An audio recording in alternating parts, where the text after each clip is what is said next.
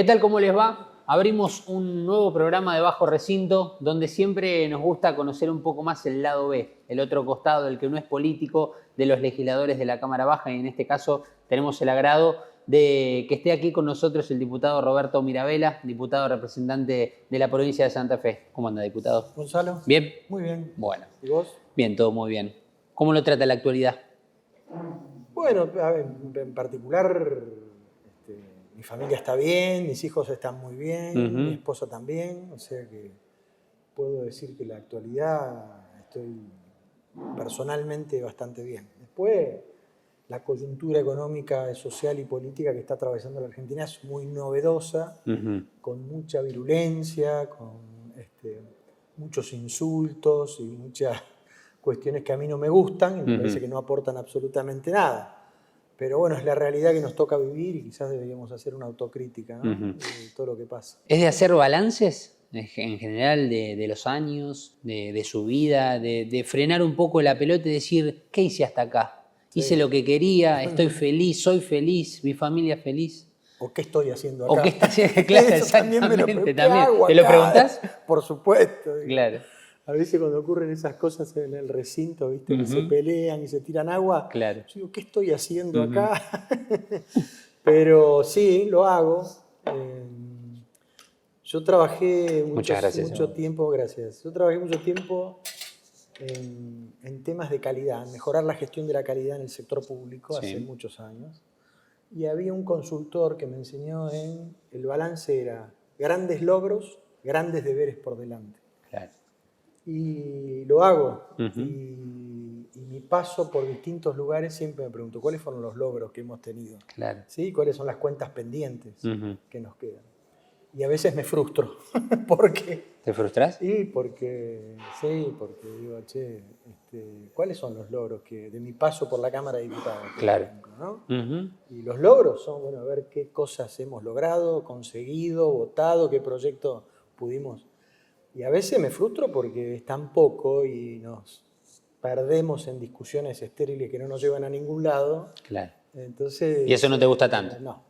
Pero bueno, sí, obviamente. Viste que cuando uno llega a esta edad, también cuando cumplís años, haces un balance. Claro. Cuando llega fin de año, decís, che, en el año, ¿qué pasó, no? ¿Qué pasó? Digamos, ¿qué hemos tenido? ¿Qué logros hemos conseguido? ¿Y cuáles son las cosas que tenemos por delante?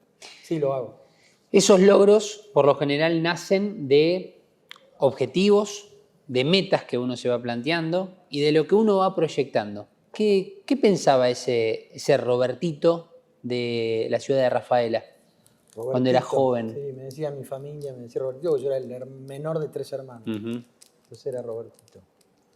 Mira, yo si miro para atrás dije, ¿cómo llegué hasta acá? Claro. Porque nunca pensé que, viste, las cosas se van dando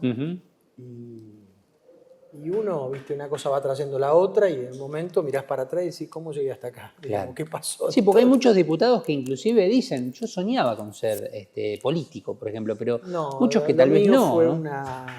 una cosa fue trayendo la otra, viste. Yo soy de una generación que desde cuarto grado hasta cuarto año fue durante la dictadura militar. Claro. Vengo de una familia que no tenía nada que ver con la política. Mi papá era productor de leche, era tambero, y mi vieja era profesora de piano, ama de casa. Entonces, vengo de una familia que no tiene absolutamente una ciudad como Rafaela, que hace 50 años tenía 45.000 habitantes. Claro. No se hablaban de muchas cosas y de muchos temas que tienen que ver con la vida pública. Con la coyuntura. O con la vida política. Quizás sí con la coyuntura, ¿viste? Porque bien, el precio de la leche hace 100 años que se debate. Entonces, esas cosas sí, pero no con la política, digamos, ¿no? Entonces, mi generación que se empezó a involucrar en la reapertura democrática y en la primavera alfonsinista, si querés ponerle un nombre, empezamos a ver un montón de cosas y mirábamos para atrás y qué le pasó a este país. Claro. ¿Qué barbaridades han pasado en este país? Y yo me empecé a involucrar más por una cuestión cultural, porque vengo de la música, entonces, digamos, mi participación en ámbitos musicales, en el rock, era un tema bastante underground, Claro. digamos, ¿no? Era la expresión de una sociedad o de algún sector de la sociedad. Un sector de ¿no? la sociedad, Claro, no era masivo. Claro. ¿Sí? Empezó a ganar masividad después de la Guerra de Malvinas. Claro. El rock nacional, por la prohibición de la música en inglés, por empezar a difundir cada vez más, y porque había un cierto sector importante de jóvenes que seguíamos ese estilo de música.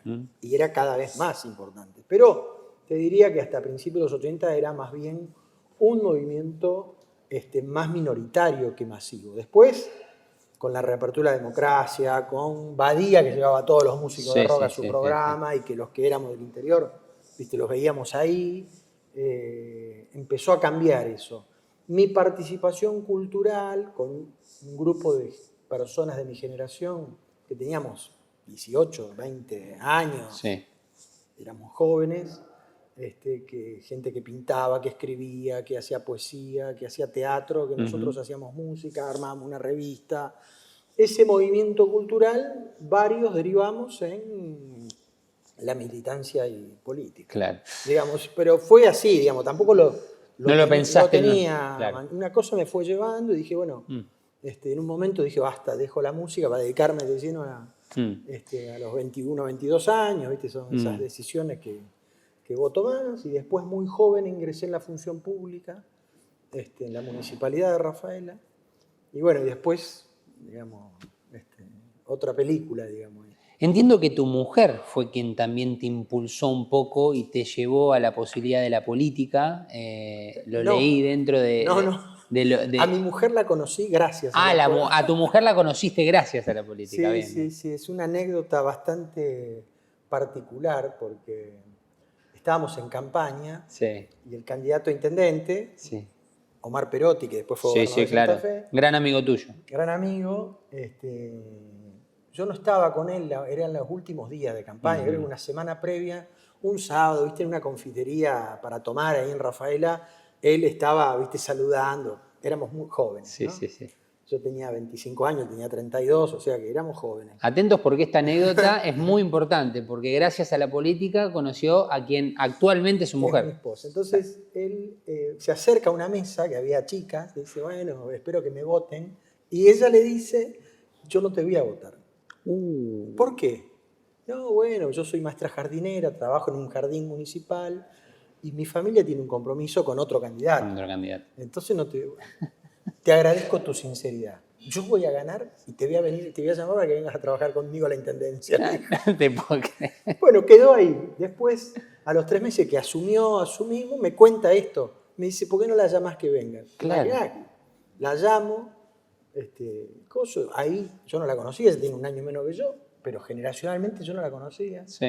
Y empezó a trabajar en la Secretaría Privada de Intendencia, tenía un susto, pobrecita. Claro. Bueno, después trabajando juntos. Otro ambiente totalmente diferente, ¿no? Aparte ella maestra, dice, ¿para qué me llamas a venir a trabajar acá? Bueno, y después terminamos juntos y nos terminamos casando. Qué linda historia igual, ¿eh? Es una linda historia y que nace desde la sinceridad plena, porque también la definió esa frase. Yo no te voy a votar. ¿O no? Claro. Pero bueno, después yo tuve que pedirle a Perotti y decirle, che, que vuelva al jardín, no puedo estar trabajando. Claro, exactamente. A ver, recién hablaste de que tu madre tocaba el piano. ¿Y vos tenés un vínculo con la música? ¿Vino de la mano de ella? Supongo. Ahora me encantaría tocar el piano. Toco solo la parelisa, pero supongo que sí, porque ella tocaba el piano y yo estaba en la panza de ella, o sea que supongo que la debo tener a la música desde ahí. Me acuerdo que yo era chico y yo la miraba como tocaba y tocaba algún tema y trataba de cantar. O sea que supongo que sí. Después me dediqué a aprender a tocar la batería y después aprendí algunas cosas en la guitarra y el piano lo toco de oído. Supongo que debe ser una herencia de mi mamá. Me voy a tomar el atrevimiento de hacerte una pregunta más de diván. ¿Por qué dijiste me encantaría y no te das esa posibilidad? Sí, vos sabés que me lo dicen mis hijos y mi esposa. ¿Por qué no te ponerte a estudiar piano? Porque hoy estoy con el tiempo acotado a otras cosas. El tiempo es finito, entonces no me puedo dividir. Pero sí, ese condicional me llamó la gustaría- atención. Me gustaría quizás tener más tiempo. Claro, sí. Yo en mi se casa entiende. tengo 2 guitarras, por ejemplo. Ujú. La batería no la toqué más. Y bueno, toco los fines de semana, ¿viste? Me gustaría tener más tiempo para aprender, para tocar, para cantar. ¿Una es de color verde? ¿La guitarra? Se la regalé a mi hija. Ah, Me la regaló un músico de cumbia de Santa Fe, mira. Marquito Castelló, y después se la regalé a mi hija, sí. Con un diseño bastante particular. Sí, con un diseño ¿No? bastante particular. Bueno, y ese vínculo con la guitarra que nace de lo que, miren lo que les voy a decir, en Rafaela la llave dejó una huella. Explicarle a la gente qué es la llave. La Llave es un grupo de rock que marcó la segunda mitad de los 80 en Rafaela. Un grupo, digamos, si yo escucho hoy los temas, nosotros no hacíamos cover, hacíamos todos temas propios. Y tiene una cierta vigencia hoy todavía, después de 35 años o más. Muy interesante cómo se dio el proceso. Yo lo conocí al guitarrista y cantante y compositor de la mayoría de los temas. Sergio. A Sergio lo conocí en Santa Fe cuando me fui a estudiar en el año 85. Él estaba terminando de estudiar el profesorado de educación física. Y él sabía que yo venía y yo había dejado ya porque tenía un grupo en la secundaria. Y me insistía hasta que en el verano del 86 sus padres se habían ido de vacaciones y pues empezamos a encontrarnos en su casa con un bajista, con Beto, y los tres, y armamos ahí el grupo. Y bueno, ¿viste? Esas cosas que querés poner un nombre y empezás a ver, y bueno, y la llave, quedó la llave.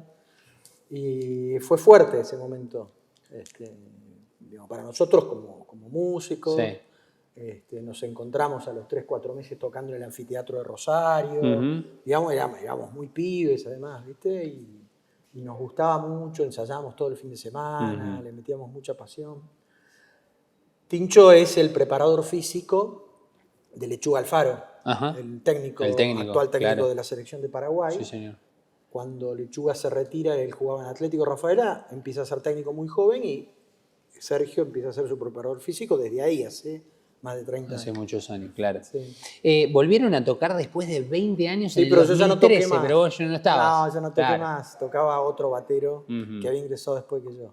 Ya no toqué más. Y para mecharlo con la época de tu adolescencia, de tu juventud, a ver, tal vez para quienes viven en la ciudad de Buenos Aires, en la zona de Congreso y alrededores, claro, que venga un grupo musical importante, internacional o nacional, pero importante en la época, es común. Ahora, que vaya Papo a Rafaela en el año 83, ¿qué significó para un músico como Roberto Mirabella?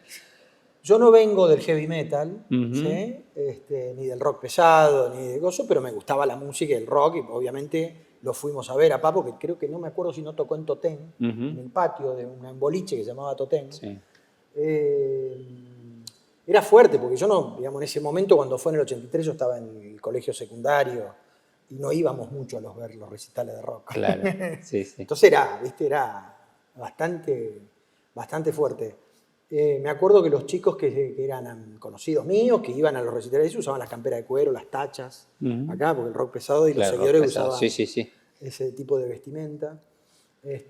Pero sí, digamos, empezó a ser un lugar que no iban demasiado frecuente, pero iban músicos. El primer recital de rock que vi en el año 81 fue el de León Gieco.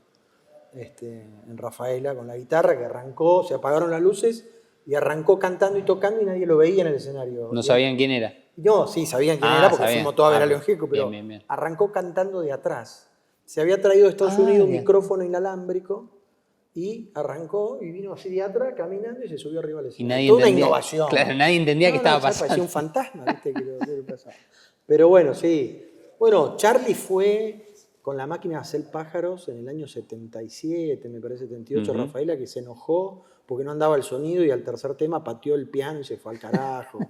Pero solían así muy esporádicamente, ¿no? Ir. Claro. ¿no? Sí. Después fue cada vez más frecuente. Después en los 90, a principios de los 90, iban muchos porque había un boliche muy grande, llamado La Fábrica, que entraban como 3.000 personas. y era el centro de toda la región. Claro. Y ahí fueron todo lo que te imagines, desde los Rodríguez, por ejemplo, Claro. hasta, no sé, hasta Huff, qué sé yo, no Claro. sé. Pero fueron un montón, Los Fabulosos.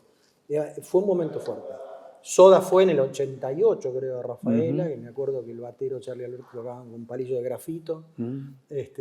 Saltó la térmica, tuvieron que llevar un generador porque no aguantaba la energía. Pero sí, digamos. Bueno, a ver, hablamos... Ahora ya no voy más a los recitales. Voy a los recitales, Sí. el último que fui a Los Piojos, a La Plata. Ajá. Pero el síntoma de la vejez. ¿Qué pasa? Porque, ¿viste? ¿Los pogos? No, porque después de estar 2 horas parado ya me quiero ir. Claro, te querés. No aguanto más. Eso es la vejez. Claro. Digo, estabas hablando recién de que tal vez de tanto ver y escuchar a tu madre como tocaba el piano, vos tan chico, y ahora poder compartir con tu hija esa pasión, entiendo. Sí, mi hijo toca la guitarra, así como yo en los asados, y estudia saxo. Y mi hija empezó guitarra y ahora estudia bajo. Los dos entonces músicos. Los dos, Bien. no sé si músicos, digamos, lo hacen como un hobby. ¿Viste? Nietzsche decía que la vida sin música sería un error. Claro. Entonces, quizás nosotros concebimos la vida con la música, no sin la música. Y para nosotros es algo fuerte, digamos, que nos acompaña permanentemente. Compartir con mis hijos yendo a recitales juntos, eso es muy, muy lindo, digamos, muy fuerte desde el punto de vista afectivo con la familia. Yo empecé a ir con mi hijo cuando él tenía 16 años al Cosquín Rock, y lo empecé a llevar y después seguí yendo solo con sus amigos. Sí, exactamente. Y con mi hija lo mismo. Vos le diste el empujoncito, ¿no? Claro, sí. Yo creo que eso, bueno, viste, como dice Serrat, viste, nosotros le vamos transmitiendo nuestras frustraciones a nuestros hijos. Pero también las pasiones. Sí, claro. Sí. ¿Vos le transmitiste a tus hijos la pasión por el fútbol también? ¿Con a mí Benur? me gusta mucho el fútbol. Yo hice muchos deportes, de chico, todos eran malos. A mí me hubiera encantado hacer algún deporte. Yo bien. sé uno que practicaste, por lo menos, que fue el rugby. Sí, jugué al rugby. ¿Cómo te fue con el rugby? El rugby, si no estás bien físicamente, si no entrenás, te lastima mucho, ¿viste? Claro. Te duele, Sí. por los golpes, mucho contacto físico. Y yo no entrenaba, entonces dije, ¿qué hago acá? Si a mí me gusta la música. ¿Y probaste ahí? A ver. Pero jugué al baby fútbol, al básquet, al ajedrez, al rugby, probé todo. Sí, me gusta mucho el fútbol. Obviamente, yo soy hincha de Benur, que era mi club de barrio. Dolina dice que uno no elige de quién ser hincha, te hacen hincha. Te hacen hincha, claro. Bueno, en mi caso es la excepción. ¿Sí? ¿Ah, sí? Y porque mi viejo era un inmigrante italiano y no era hincha de nadie. Claro. Y murió cuando yo tenía 10 años. Entonces, yo me hice hincha del club que iba cuando empecé a tener la posibilidad de ir a los 7, 8 años, que me dejaron ir a 3 cuadras, estaba Benur, y empecé a ir a Benur. Entonces me hice hincha de Benur. Entonces me preguntan, ¿de quién soy hincha? De Benur. No, pero de Buenos Aires. Y si yo no conozco los clubes de Buenos Aires. Es una típica pregunta esa, ¿no? Sí. El famoso doble casaca, ¿no? Es que pero no. En el interior muchos son hinchas de 2 clubes. Yo soy hincha de Benur. De Benur. Y sí, mi hijo tiene mucha pasión porque él empezó a jugar en Benur a los 6, 7 años y le gustó y se quedó hasta los 17, que se fue a estudiar a Rosario. Entonces, sí nos gusta mucho el fútbol. ¿Compartiste un mundial con él? ¿Fuiste a Brasil? Compartí 2 mundiales. ¿2 mundiales? 2 mundiales enteros no. Claro, no. Uno una semana en Brasil, 8 días, que fuimos a ver 2 partidos. Qué bárbaro ese mundial. Sí. ¿No? Sí. Finalistas. Estaba en el arco. Contame una anécdota, a ver, de ese mundial. El partido con Irán. Sí, el golazo de Messi. Tremendo. Sobre la hora. Si empatábamos ese partido, estábamos liquidados. Estábamos preocupados. Sí. Estábamos en el arco donde Romero le saca un cabezazo a un iraní. El iraní, claro. Que lo saca, que casi fue un gol de un contraataque de ellos. Y en el último segundo Messi hace una jugada terrible, extraordinaria. La anécdota de eso era 2. Una, que tarareábamos el himno, ¿sí? Lo tengo filmado, toda la cancha, porque era tan amateur el himno. Y la otra, la canción que se puso de moda. Yo estaba en el lugar en Copacabana cuando repartían los papelitos, decía Brasil, decime qué se siente. Bueno, claro. Yo estaba ahí el día de la primera vez que se cantó. ¿Que fue como en un shopping o fue en la No, playa? fue en la playa, no me acuerdo si en la 7, en la 8, en En la Copacabana, 7, claro. y repartían papelitos, ¿viste? Increíble. Es una cosa emocionante. Emocionante. Y comportar eso con Santino. Y después nos fuimos 15 días a Rusia, ahí ya poco sabor futbolístico. Y poco sabor en el medio de un lío ahí también entre el cuerpo técnico y demás. No, pero estuvimos en el partido que perdimos 3-0. Se llamaba, pará que me tengo que acordar, Nizhny Novgorod, se llama la ciudad en Rusia. En Rusia. Y me acuerdo que yo había sacado entrada, había tenido suerte, había sacado entrada, viste, por la página de FIFA, para ver un partido que no me acuerdo si era Brasil, no me acuerdo, contra Costa Rica, me parece. Sí, puede Y ser. era al día siguiente, y yo tenía que irme de Nido a San Petersburgo. Entonces terminamos la cancha, salimos rajando para ir tratar de llegar al aeropuerto. Y el pibe que me alquilaba su departamento por ARNB, que no hablaba español y yo no hablaba ruso, no sé cómo nos entendimos, y el pibe desesperado para ayudarme a conseguir un taxi para ir al aeropuerto. Sí, no, muy lindo. Después el 2022 a Qatar me hubiera encantado ir, pero no fui. Es un poquito lejos, ¿no? Sí, pero bueno, vimos algunos también partidos así de eliminatorias con Santino. También. Sí, vimos. Pero son esas pasiones que se comparten de generación en generación. Y fíjate vos que nos contabas que no fue tu caso con tu viejo, porque no lo pudiste disfrutar más que hasta los 10 años. Tal cual. Y después vos te convertiste en el hincha de Ben-Hur, que después se lo transmitió a tu hijo. Sí. Y que hoy eso te permite salirte un poco de la coyuntura. ¿Es lo que más te relaja un poco? Absolutamente. Me saca de los temas coyunturales y los problemas cotidianos. Sí, absolutamente. La guitarra, el fútbol. Y cuando te pones el delantal y haces un rico locro. Sí, también. Tengo el dato de que haces buen locro. Cocino. No sé si bueno. Cocino. Vos me decís, cocino, yo cocino. Vos cocinas. ¿Sí? ¿Qué quiere que cocine? Milanesa, pizza, pasta. Cocino. Hago una salsa que me la enseñó mi vieja, que la aprendió en Italia, que no digo el secreto. No se puede contar. No se puede contar. Creo que es una salsa que le gusta mucho a mis fileto, amigos. tuco, digamos. De tomate. Bien. Sí, no puedo contar el secreto. Es una salsa de tomate. Bueno. Y aprendí a cocinar locro por un amigo de mi suegro que me enseñó. Sí, me gusta. Mi lugar en el mundo es mi casa. ¿viste? ¿Es tu casa? Es mi casa, con mis hijos, mi familia, comiendo un asado con mis amigos, tocando la guitarra. Eso, digamos. Yo siempre digo a todo el mundo, ante todo y primero de todo, soy padre. Sos padre. ¿Sí? Por eso hay muchas cosas que me duelen y no me gustan, porque como padre, yo aprendí a ser padre, pero no hay una escuela para padres, ¿viste? No. Aprendí a ser padre siendo padre. Claro. Y a tus hijos vos le enseñás con el ejemplo, no le enseñás de otra manera, ¿viste? Porque te cuentan las costillas. Tal cual. Yo creo que los que tenemos responsabilidades institucionales, públicas, lo que tenemos que hacer es dar el ejemplo.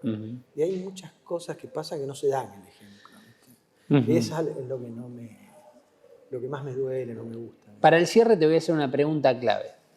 A la hora de elegir una serie o una película, ¿coinciden con tu mujer?